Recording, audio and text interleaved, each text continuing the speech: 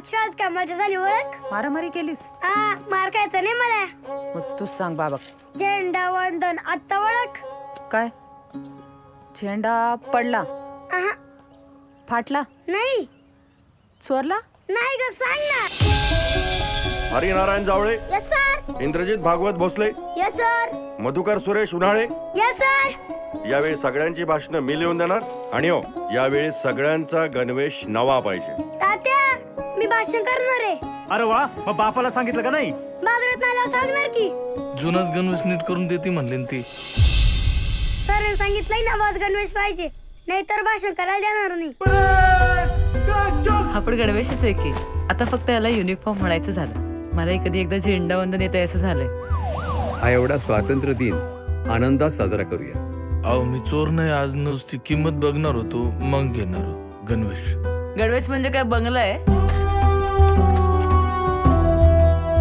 भाषण पाठ झालं का तुझं? गणवेश दिल्यावर मी मंत्री साहेबांपेक्षा भारी भाषण करत असते. साहेब ज्या शाळेत शिकले ना त्या शाळेच्या विद्यार्थ्यांनी एखादी भेट दिली. या खादीसाठी उद्यासारखा दुसरा चांगला मुहूर्त नाही. आता इथं मंत्र्यांचा ड्रेस महत्वाचा का तुझा? भाऊ बघितलं गणवेश? अरे तुला सांगितलं ना गणवेश तुला उद्यापर्यंत आणीन म्हणजे आणीन.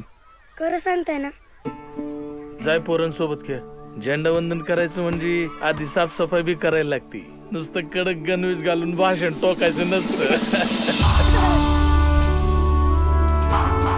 मॅडम तुम्ही जे चौकीत मानलं होतं ते खरं होतं. गणवेश घेणं म्हणजे बंगला घेण्यासारखंच झालं. सामान्य भारतीयाला त्याच्या छोट्या छोट्या गरजांसाठी संघर्ष करावा लागत असेल तर कसला एवढा स्वातंत्र्याचा उत्साह?